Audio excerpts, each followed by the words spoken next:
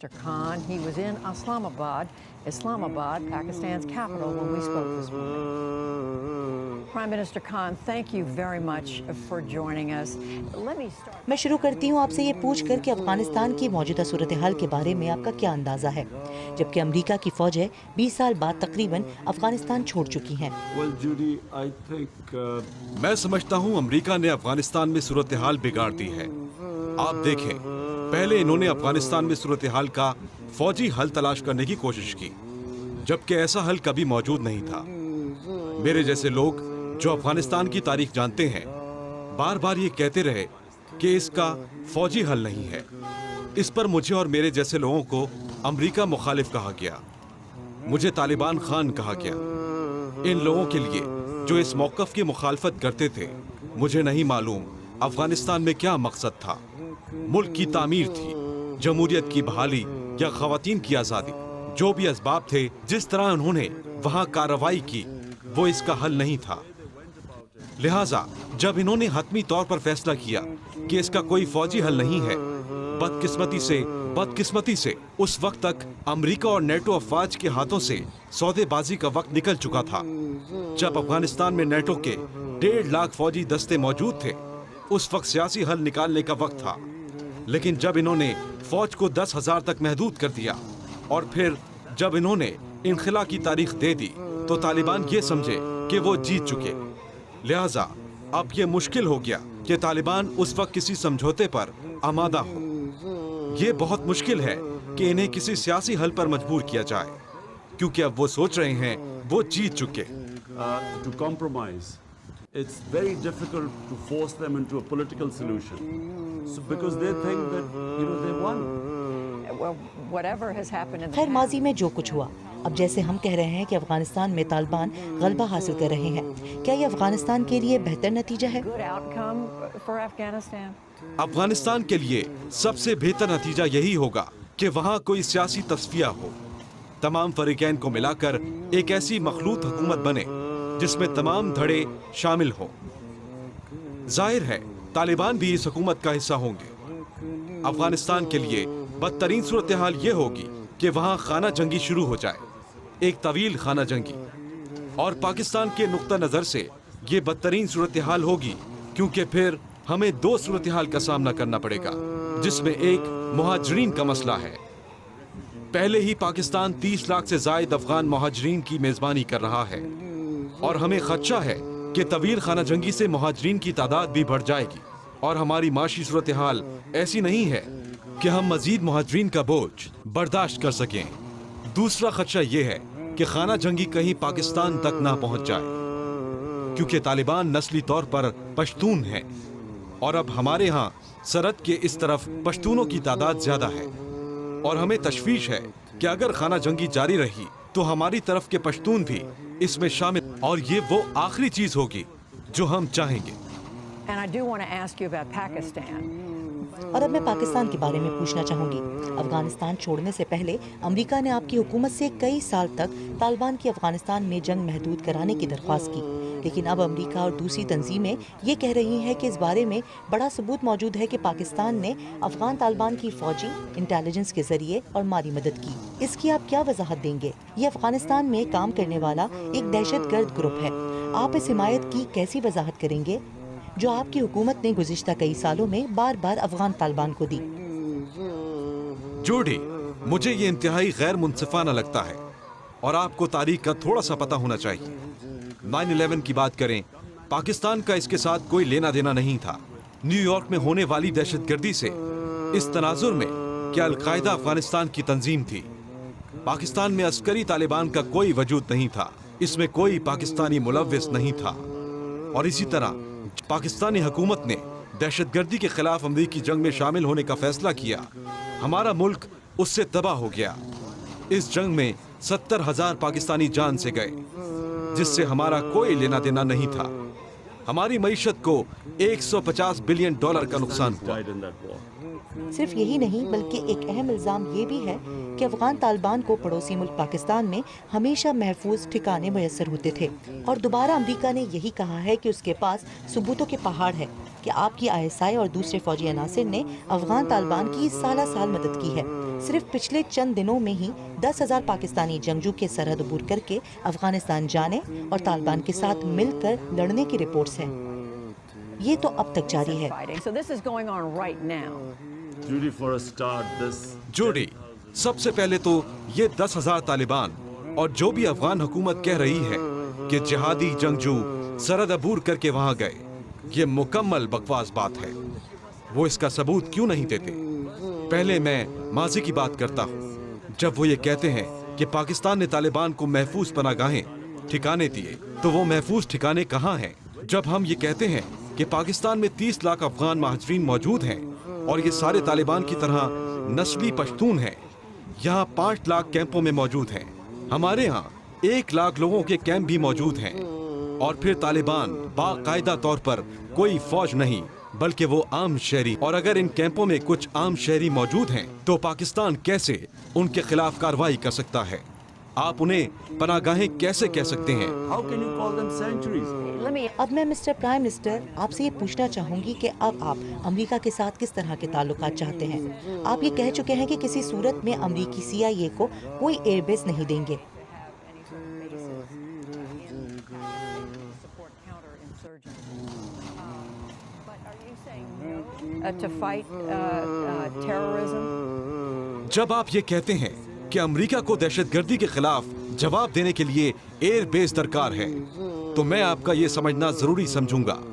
जब एक मुल्क 70,000 लोग जंग में खो देता है और दहशतगर्दी के खिलाफ जंग में दिवालिया हो जाता है, जब हम सन 2000 में 9/11 के बाद अमेरिका के साथ शामिल हुए, तो उस वक्त हमारे पास सरहदों पर लड़ाई और मुल्क में दहशतगर्दी से निपटने की सकत नहीं थी, क्योंकि उस वक्त जब हम दहशतगर्दी के खिलाफ जंग में उरूज पर थे, जिसमें पाकिस्तान शामिल हुआ, हमारे मुल्क में हर तरफ खुदकश हमले हो रहे थे, हमारा कारोबार तबाह, हमारी सयाहत तबाह हो चुकी थी। तो अब जो हम नहीं चाहते वो ये, हम किसी तनाज़े का हिस्सा ना बने। अब अगर अफगानिस्तान में तनाज़ा जारी है और पाकिस्तान में बेसेस मौजूद हैं, तो हम निशाना बन सकते हैं। हम दोबारा उसी तनाज़े का हिस्सा बन जाएंगे जिसमें हम पिछले 15 साल रहे, जो हम नहीं चाहते। हम अमन में शराकतदार बनना चाहते हैं, लेकिन किसी तनाज़े के नहीं। But not in conflict. तो आप किस तरह के ताल्लुकात चाहते हैं? आप इस मरहले पर अमेरिका से क्या तवक्का रखते हैं? क्या आप अमेरिका से तिजारती ताल्लुक चाहते हैं? आपके ख्याल में आपकी अमेरिका के साथ ताल्लुकात की नौयत कैसी हो 20 साल के इस माने खेज अरसे के बाद? जोड़ी, पिछले ताल्लुकात लेन देन के थे। पाकिस्तान एक किराए की बंदूक जैसा था। अमेरिका कहता था, हमने आपको पैसे दिए हैं, हमने इमदाद दी है, इसीलिए आप दहशतगर्दी के खिलाफ नाम निहाद जंग लड़ रहे थे। दूसरी तरफ पाकिस्तान ये समझता था कि इस जंग में शामिल होने की कोई जरूरत नहीं थी। इसने हमारी 70,000 जानें ले ली। कौन सा ऐसा मुल्क है कि जिसने अपने 70,000 लोगों की जानें किसी दूसरे की जंगों में दी हों? लिहाजा पाकिस्तानी ये समझते हैं कि हम अमेरिका की जंग लड़ रहे थे, जिससे हमारी मईशत तबाह हुई, और ये इमदाद उससे कहीं कम थी जो हमारी मईशत ने इस जंग में हारी। और इसके बावजूद अफगानिस्तान में नाकामी का इल्जाम हम पर डाला गया। ये पाकिस्तानियों का नुक्ता नजर है। अब पाकिस्तान का मौकफ बिल्कुल वाज़े है। हम मदद करना चाहते हैं, और हमने तालिबान को अमेरिका के साथ मुज़ाकरात की मेज पर लाने में मदद की और इन्हें बात करने पर आमादा किया। हमने अपने से कोशिश की। अब हम इसके मुतहम्मिल नहीं हो सकते। अमेरिका चाहता है पाकिस्तान में अमेरिकी बेसेस हों, लेकिन अगर अफगानिस्तान में खाना जंगी शुरू हुई तो हम भी फौरन उसमें फंस जाएंगे, और फिर पाकिस्तान के अंदर दहशतगर्दी बढ़ेगी, जो हम नहीं चाहते। बाकी सब एक तरफ, पाकिस्तान इसका मुतहम्मिल नहीं हो सकता। हम हाल ही में माशी बदहाली से निकले हैं, और अब हम दोबारा इस सूरत हाल से गुजरना नहीं चाहते। I hear that message.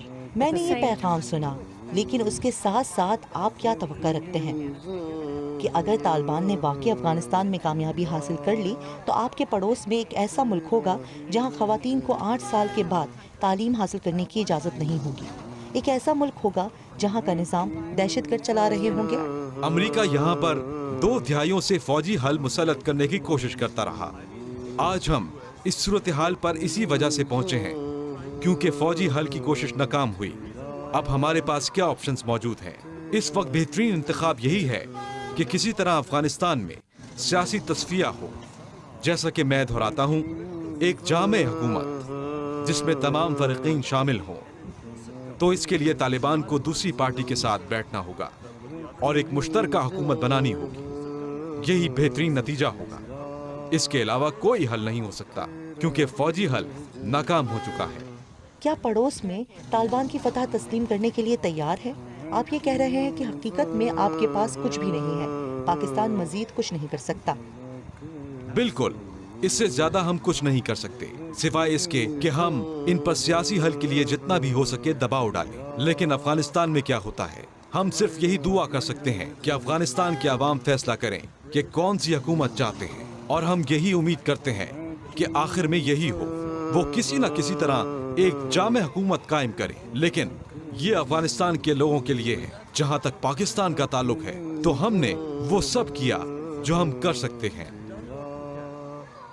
आखिरी बात मैं आपसे पूछना चाहती हूँ, जो आपने मुल्क में ख़वातीन के किरदार के हवाले से बयान दिया, आपने गुज़िश्ता माह एक इंटरव्यू में कहा था कि पाकिस्तान में इस्मत दरी के वाक़यात में इजाफे की बड़ी जिम्मेदारी खुद ख़वातीन पर आयद होती है। मैं आपसे पूछना चाहती हूँ कि क्या वाकई इस पर यकीन रखते हैं? मेरा मतलब है कि आप खुद मगरिब में रह चुके हैं, आपने पूरी दुनिया में सफ़र किया है। क्या आपको यकीन है कि इसकी बड़ी जिम्मेदारी ख़वातीन पर आयद होती है? जोड़ी जो भी इस्मत दरी का इर्तिकाब करता है, सिर्फ और सिर्फ वही शख्स इसका मुकम्मल जिम्मेदार है। सिर्फ और सिर्फ वही शख्स इसका मुकम्मल जिम्मेदार है। ये बात तो मैं पूरी तरह वाजे कर दूं, इससे कोई फर्क नहीं पड़ता औरत कितना भी उकसाए या जो कुछ भी वो पहने। जो शख्स जाती करता है वो पूरी तरह से इस जुर्म का जिम्मेदार है। कभी भी मुतासिरा शख्स इसका जिम्मेदार नहीं होता। मेरे बयान को सियाक व सबाक से हटकर पेश किया क्या? वो महज पाकिस्तानी माशरे की बात हो रही थी, जहाँ जिनसी जराइम में तेजी से इजाफा हो रहा है, और जिनसी जराइम में सिर्फ खवातीन ही शामिल नहीं, ज्यादती से ज्यादा बच्चों के साथ नाजेबा हरकत हो रही हैं, जो काबू से बाहर होती जा रही हैं।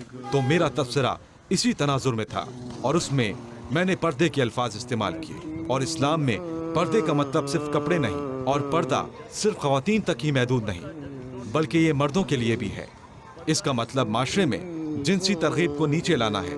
मैं इसी हवाले से बात कर रहा था, और इसे जानबूझकर सियाक व सबाक से हटकर पेश किया गया। और मैं ये बता दूं, क्योंकि मैंने जो भी इंटरव्यू दिए हैं, मैं कभी ऐसी अहमकाना बात नहीं करूंगा कि जिस शख्स से ज्यादती हुई है वही उसका किसी तरह जिम्मेदार है। हमेशा जो ज्यादती करता है वो जिम्मेदार होता है। क्या आपको लगता है कि आपके मुल्क में इस्लाम की अहमियत की वजह से आपकी कुछ करने की काबिलियत पेचीदा हो जाती है कि आप खवातीन पर तशद्दुद के खिलाफ कोई मजबूत मौक़िफ़ अपना सके?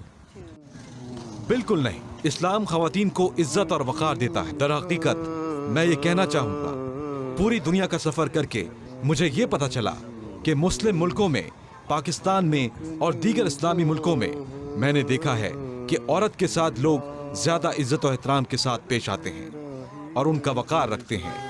आपके पास दुनिया में हर जगह अजीब व गरीब मुकदमात हैं, लेकिन आप भी पाकिस्तान के हालात पर निगाह डालें। मेरा मतलब है, यहाँ इस्मत दरी के वाक़यात देखें, इसका मवाजना मगरबी मुल्कों से करें। वहाँ के मुकाबले में यहाँ वाक़यात बहुत कम हैं। हाँ, हमारे कुछ सकाफती मसाइल हैं, हर कौम के होते हैं, लेकिन ये सकाफती इर्तिका और तालीम के साथ आते हैं। लेकिन जहाँ तक एक औरत की इज्जत और एहतराम की बात है, पूरी दुनिया घूमने के बाद मैं ये कह सकता हूँ, ये माशरा खवातीन को ज्यादा इज्जत और वक़ार देता है। वज़ीर आज़म इमरान खान, आपका बहुत बहुत शुक्रिया। हम आपके शुक्रगुजार हैं।